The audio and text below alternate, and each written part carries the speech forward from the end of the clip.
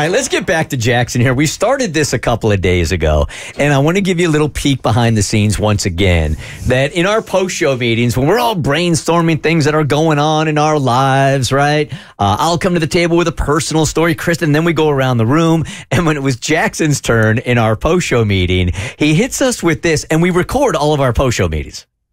Introspection in the Bert Show HR dinner led me to realize how I have no friends that actually look like me, and that was kind of an interesting thought. Racist.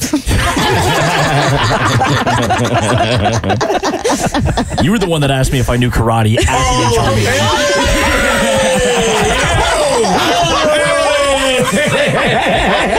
This is the audio clip that will never die. No, it will not.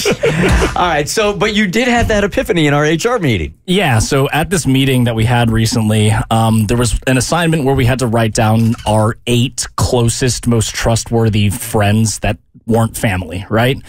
And I'm sitting there and I'm doing this exercise and I'm writing all my friends down and I'm thinking like, man, I was able to fill this out like without really thinking too much about it. I've got a good close-knit group of friends and I thought that was something to, be proud of. And then the person who was running the meeting was basically threw a wrench in my entire plan of feeling proud of saying, now, what do they look like, and do they look like you, and do they think like you? Because the whole purpose of the HR meeting was to talk about diversity, equity, and equality, and inclusion. Exactly. And so people are going around the room sharing. I think Tommy said that, all of his friends are basically white. They're in the same kind of socioeconomic status as him. And I threw out a joke that none of the people that I wrote look like me, and they all make more money than me. And so it kind of just got passed over, but it wasn't until afterwards where I started to really, dig down and think a little bit like, man, I really have no Asian friends. And it kind of struck me. I remember my mom always told me that I would naturally be more inclined and attracted towards groups of Asians. And that would always come more naturally. And in my experience, that just has never been the case. I've always felt a little bit more ostracized by that side of, my life. And so why do you think that is? I think a lot of it has to do with the schooling that I went to. Mm-hmm. You don't really think so much about race when you're a kid. And that's honestly the time where I was surrounded by the most Asians. Once I was in middle school, I swapped over to a private school where it was 99% white. And so I think through that is where I started kind of rejecting the identity a little bit more. And I was always just known as the token Asian of the group of there's always one. And so that led into college as well. I joined a fraternity. They've always made jokes that every pledge class has one Asian. So and it's your job to replace yourself with the next one underneath you. And it took me a little bit of thinking to realize maybe this is something that I shouldn't have been rejecting for so long. And I think what really also stood out during the meeting was Mo and Katie had a lot to say at this meeting, rightfully so. And I could just tell the amount of pride that they had in talking about their own culture. And I'm just sitting there man, I am so disconnected from that on my side that it didn't feel great, honestly. So after that meeting, it didn't feel great. And I do think you're being a little harsh on yourself, but does that mean you want to make any changes in your life? To embrace your culture more? I don't know if this means that I'm going to be going out and seeking Asian friends per se. You're going to get a sign on the side of the road, befriend me if you're Asian. Well, in sticking with Abby potentially getting canceled for this, I got a text from her on Saturday and she's at some restaurant and literally sends me a photo of this group of Asians and goes, do you want me to talk to them for you? Just try to set you up. That's a good friend right there. Yeah, I was not expecting that even in the slightest. But, do you want an Asian buddy? I mean, maybe.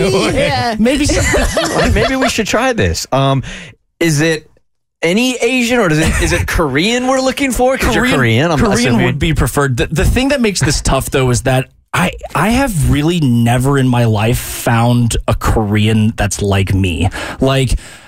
Besides a lot of my cousins, someone who grew up in a household with Korean parents, but doesn't know the language, is pretty disconnected from the culture apart from maybe food. And like it feels like so many more Asians that I meet have much closer ties to their culture and their roots, and they also are able to kind of flip the other side and be friends with, you know, all other types of people. Whereas for me, like I've always just felt more comfortable around, you know, white people, but that's just kind of a product of the environment that I grew up in. Which is the total opposite of you, right? Somewhat. I mean, when I lived in New York, I was predominantly always around black people. But for the years that I lived in Colorado, I was predominantly always around white people. So I guess that's why my group of friends is so diverse today, because I've just always been in completely different, diverse environments. But if you had your preference, would you rather hang out with a group of white people or a group of black people? See, but that's a tricky question, because would I be more comfortable with a group of black people? Absolutely. Okay. But I have white friends that I wouldn't trade for the world. Gotcha. So I think it genuinely is important to have both. I remember taking a multicultural class at San Diego State, one of the few classes I actually attended. And I remember walking into that class, and it was about this very thing. It was about cultures and how we assimilate to each other and stuff like that. So we all sit down on the first day, and the professor says, I want everybody to take a look around the room right now. Now, these were all strangers. They had never met each other before. But he said, look to your left and look to your right. And when we all did that, we had subconsciously surrounded ourselves with the same people that we looked like. So we had a group of white people on the right side of the room, right?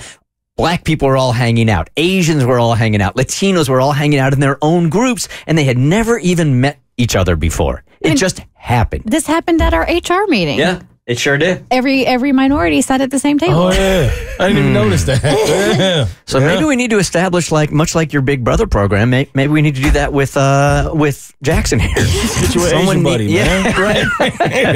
At the end of the day, I think it's more about finding someone that I can relate to in like my situation and the way that I've been raised and grown up. It's not necessarily has to be a Korean specifically, but just finding someone that can kind of resonate with what I've gone through. Listen, beggars can't be choosers in the beginning, Jackson. Okay, you take what you can get. That is true. The Bert Show.